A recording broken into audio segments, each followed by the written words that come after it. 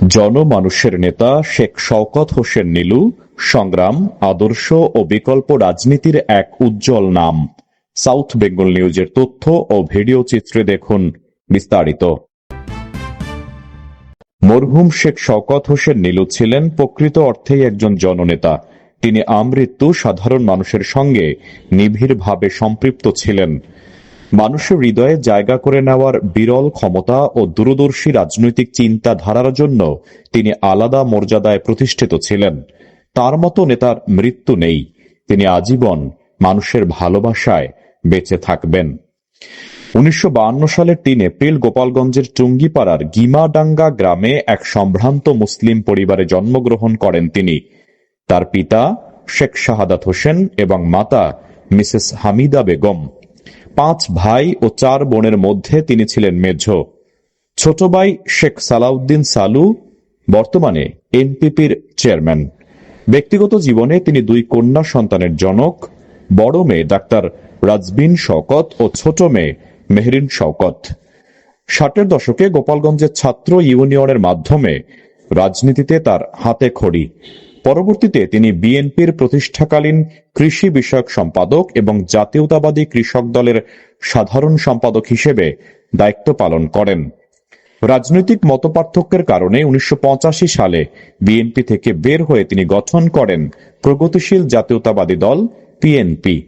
1997 সালে তিনি 7 দলীয় জোটের অংশীদার ছিলেন। 2001 সালে নির্বাচনের পর পিএনপি বিলুপ্ত করে তিনি সাবেক রাষ্ট্রপতি হোসাইন মোহাম্মদ এরশাদের দল জাতীয় পার্টিতে যোগ দেন। সেখানে প্রেসিডিয়াম সদস্য এবং কৃষক পার্টির সভাপতির দায়িত্ব পালন করেন। তবে গতানুগতিক রাজনীতির বাইরে নতুন কিছু করার লক্ষ্য নিয়ে তিনি বিকল্প রাজনৈতিক ধারা প্রতিষ্ঠার উদ্যোগ নেন। মুক্তিযুদ্ধের চেতনা, জাতীয়তাবাদ ও ধর্মীয় মূল্যবোধের ভিত্তিতে তিনি প্রতিষ্ঠা করেন ন্যাশনাল পিপলস পার্টি এনপিপি। 2007 সালের 19 জুলাই দলটি গঠিত হয় এবং 2008 সালের 13 নভেম্বর নির্বাচন কমিশনের নিবন্ধন লাভ করে, নিবন্ধন নম্বর 022, এবং দলের নির্বাচনী প্রতীক আম। বাংলাদেশের রাজনীতিতে শেখ শওকত হোসেন নীলু নিঃসন্দেহে এক উজ্জ্বল নক্ষত্র ছিলেন। কৃষক রাজনীতিতে তিনি ছিলেন কিংবদন্তি তুল্য নেতা এবং মেহনতি মানুষের অধিকার আদায়ে ছিলেন অবিসংবাদিত কণ্ঠস্বর। সাহসিকতা, দৃঢ়তা এবং আদর্শিক অবস্থানের জন্য তিনি পরিচিত ছিলেন। গণতন্ত্র প্রতিষ্ঠা, দুর্নীতিমুক্ত, সন্ত্রাসমুক্ত ও মাদকমুক্ত বাংলাদেশ গড়ার লক্ষ্যে তিনি আজীবন সংগ্রাম করেছেন। এ কারণে তাকে বারবার কারাবরণ করতে হয়েছে। শেখ হাসিনার প্রথম মেয়াদে 8 বার, এরশাদের আমলে 6 বার, জিয়াউর রহমানের আমলে 1 বার এবং 2008 থেকে 2013 সময়কালে 1 বার, সব মিলিয়ে তিনি 16 বার গ্রেপ্তার হন। তবুও তিনি কখনো পিছু হটেননি। জীবনের শেষ সময়েও অসুস্থ অবস্থায় হাসপাতালের শয্যায় শুয়ে তিনি বলেছিলেন, আমি মানুষের ভালোবাসা নিয়েই মরতে চাই। মানুষের অধিকার প্রতিষ্ঠা এবং রাষ্ট্রকে জনগণের রাষ্ট্রে রূপান্তর করাই ছিল তার জীবনের লক্ষ্য।